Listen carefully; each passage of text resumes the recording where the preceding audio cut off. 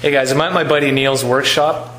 Neal's been messing around with HHO for a couple years now, and his buddy came up with a very interesting idea, and Neal executed that idea, and now he has something even more interesting, I think, than HHO going on. Neal seems to think so too. So Neal's going to give us a rundown of what's happening here and what the general implications are for this kind of system. So where do we start with this system? Start with the hydrogen cell.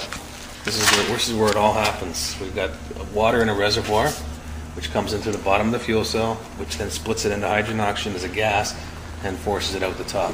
So we'll put a little bit of electricity to it, and you'll see right away the hydrogen and oxygen start coming out, which goes to the top. Of course, gas rises out the top tube and into the bubbler. Right. So that's nothing special. Making hydrogen is no big deal. This is the magic going on here. We're figuring out. My camera's messing around a bit here. That's about 2 liters a minute, roughly. Just give me 1 sec here. It's out of focus for some reason. Okay. Please continue. All right. So we're making about 2 liters a minute of hydrogen and oxygen gas, which you can hear it. It's coming out of the tip. No flame. Right. Yep. So we're going to put it into a regular automotive catalytic converter. Nothing fancy. I just drilled it, put a nipple in so that it can hold the gas to inject. Okay. Now the temperature inside, the case temperature measured right here at that little K coupler is 81 degrees. That's Fahrenheit, people. That's Fahrenheit, yes.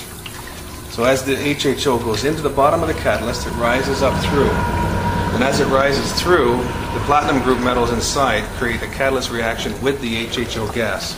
So just to be clear, there's absolutely no flame, no combustion happening inside this chamber. There's no flame whatsoever, just or with inside this nothing chamber. Inside here right. at all. Just okay. HHO gas being shot in. Very crude injection. Right. And you'll see the temperature will rise. It may take a few minutes for the reaction to occur. But once the reaction does start occurring, you'll get a very rapid rise in temperature. So, I know you were telling me before what some of the general implications are for this kind of technology, but just remind me again and let people know what you're thinking might, look at that rise, what this might be used for. Well, if we just go a basic heating, the hot air that'll radiate off of this, like the heat that'll radiate off of this is massive. We can take this up to 1,000 degrees, very low wattage. I mean, really low wattage. I don't know the exact numbers right now. We're still doing the testing.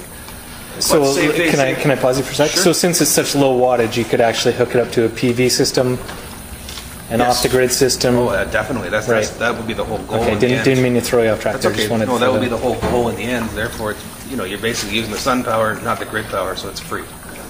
So the heat that we harness from this, we could actually use it in a sealed. Say this were to be in a sealed container of water.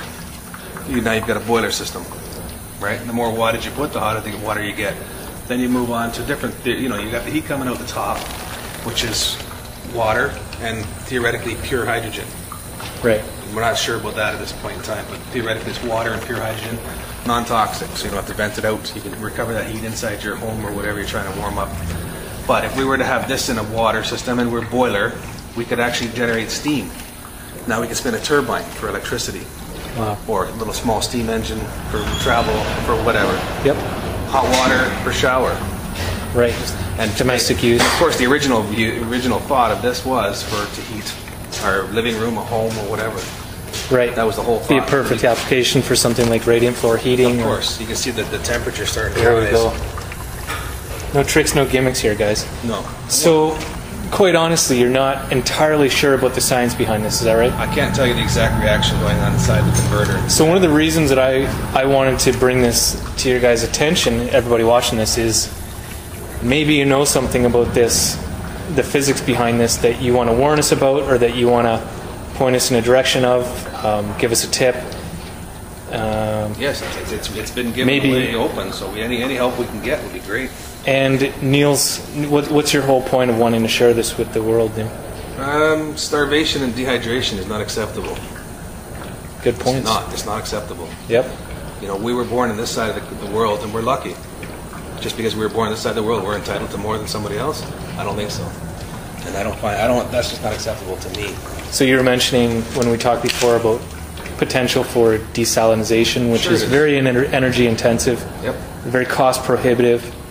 This could be a potential solution for that. Sure, I don't know the exact numbers or how much water you get out of it, but you're using solar panels to charge your batteries to make the hydrogen.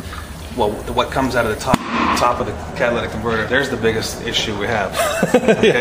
This is I'm glad that happened, because that's what we're trying to overcome. Is we're trying to get beyond this point of the flashing. Okay, so once we get past that, we can run this converter set at full throttle. So I'll just move it down there. It won't ignite here because it's taking the oxygen in with it. Right. But yeah, there's just I don't know what the exact numbers of water, pure water, will be coming out. But if you can get an angle, I don't know if you can see the steam coming out now. That's moisture being boiled off with a hot catalyst. I don't know if you can see it or not. Yeah, I think so. So that would be condensed in a cooling coil, obviously, and now you've got the purest water on Earth. Fantastic. Well, I appreciate you sharing this with us, Neal. That's awesome. No problem. And hopefully you guys... Oh, sorry, go ahead. That's okay. When this gets up to... The case temperature hits about 350 degrees. The efficiency goes right up through the roof. We cut the HHO right down to that quarter liter a minute. So the energy input decreases exactly greatly.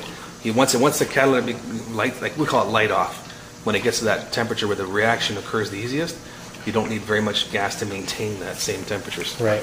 So how big this is going to be, I have no idea. But I know it's huge. Very fascinating. Well, I appreciate you sharing it with us, and hopefully somebody watching will have some ideas, some advice about this, or maybe it'll spur on some design ideas for you guys out there. Keep me posted. Let me know what you think. Thanks, Neal. Thank you.